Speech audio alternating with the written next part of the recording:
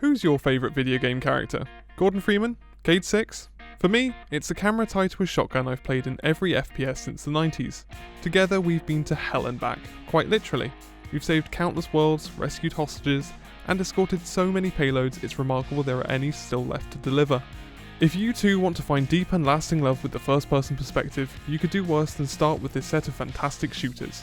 Whether you want to live through a spectacular story or fight a forever war competitively, we've got you covered. Remember to like, subscribe, and ring the bell for more. Throwing yourself into the world of Counter-Strike Global Offensive for the first time is like diving into a modern warfare meat grinder. You will face players who have been prowling versions of these maps for more than a decade. You will die to snipers with tens of thousands of kills notched into their scout rifle. You will be punished by players who could recite the in-game prices of guns in their sleep, sitting out the rest of the round while you rue your mistake. Why then would you choose to play Counter-Strike Global Offensive? Because working your way up to the top of the leaderboards is a mark of the most dedicated PC FPS player. A reward earned through patience, skill, and muscle memory. There's a reason why, even today, you will find servers running ancient maps like Dust 2 day in and day out. In part because regular updates forever keep the PC's flagship shooter fresh. With its burgeoning esports scene, a constant flow of new content, and some of the best feeling weapons around, Rainbow Six Siege has become one of the finest shooters ever made. Every moment of Siege's boxed-in battles is fraught with tension and danger. From the moment you start scouting an area with your drone, praying your enemies don't spot it before you can find the hostage, to that final attempt to save the day by shooting down walls and smashing through the ceiling. It's a psychological battle as much as it is a series of gunfights too, a game about manipulation and control as you attempt to make your foes react in specific ways while you try to keep your own team working together. You never feel safe, an attack can come from anywhere, usually from everywhere all at once. All these years of feeling safe behind walls, Siege's destructible environments force you to think on your feet and trust nothing. When it comes to the act of unloading lead into squishy flesh, no game comes close to the purity of Doom. This excellent reboot of the 1993 classic throws up some of the best Doom levels the series has ever seen. While firing the super shotgun into the hideous bodies of walking corpses and furious monsters is a gory treat. Doom is not just an old game with a fresh coat of paint though.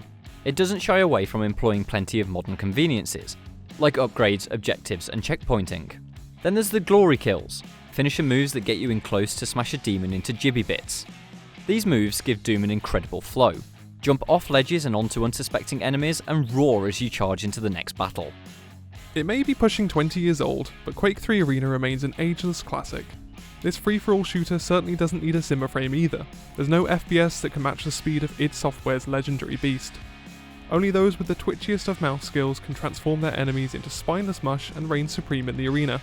Train yourself to deal with the speed, and you'll discover that Quake 3's strength is in its balancing.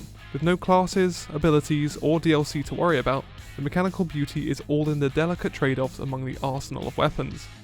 Learning how and when to use each of them as you skate around the masterfully built maps is the true heart of Quake 3 Arena. Master that, and you'll understand why this shooter is more alive today than it's ever been. There's nothing quite like Titanfall 2's juxtaposition of crunchy industrial mech brawling and nimble pilot combat. When outside your walking tank, you're a spry, athletic hero, able to sprint up walls and grapple hook your way into a lightning-fast firefight. Strap into a Titan though, and the gameplay switches to a slower, more deliberate pace, where the deployment of artillery and special gadgets is your number one concern. Wall running at a group of enemies and blowing them away with a few unnervingly satisfying blasts of your shotgun feels exhilarating every time, and no victory is quite as sweet as tearing off a Titan's arm and using it as a club. But it is Titanfall 2's campaign that is the star of the show, a surprisingly touching tale of the bond between a man and his machine. Everyone's got a machine mate, haven't they? Me and Henry Hoover go way back. Hands up if you expected Wolfenstein: The New Order to be one of the best stories PC gaming ever told. Right, anybody with their fingers in the air right now is a gosh darn liar. And no, I won't apologise for swearing. Back when Machine Games were given the job of reviving Wolfenstein, there were no expectations attached to the series whatsoever. The New Order changed everything, turning id's anti-Nazi classic into a Tarantino-esque thriller with real emotional heft, as well as a game where you shoot men until either they scream or their heads fall off. Just remember they're Nazis, it's all fine. In this extra shooty, class-based affair, angry cartoon men capture briefcases, escort bombs, and stand on nodes. Team Fortress 2 is brilliant, and it's still easily one of the best shooters on PC. It's also constantly evolving, with mountains of user-created content, maps, modes, and new gadgets to help keep the shooter relevant among its more modern peers. The premise is as simple as ever. You pick one of a cast of 9 unique characters and take your place on either Team Blue or Team Red. Modes include Capture the Flag, King of the Hill, and Payload, the latter seeing a team drive a bomb forward on a rail track while their opponents desperately attempt to hold them back. It's a classic that has become the flagship mode of certain other popular shooters, but it was refined to perfection here in Team Fortress 2 first. Talking of payloads, isn't it about time everyone got back on it and moved this thing? That's what's at the heart of Overwatch: teamwork. Little is made of who you killed or how many headshots you amassed. More important is how you managed to revive a vital sniper on the capture point as mercy, push the payload forwards with Reinhardt's shield, or otherwise manage to win a round using your eclectic mixed bag of abilities. While sporting a sizable roster of specialist characters that continues to grow each year, there's a simplicity to Overwatch that makes it easy to grasp and exciting to experiment with. Don't worry if you're not all about 8-hour practice sessions, half the charm is the pick up and play appeal. But the huge success of Overwatch League has cemented the game's pro level, and after watching the likes of London Spitfire dominate on the field, it's hard not to want to replicate their actions in day-long sessions yourself.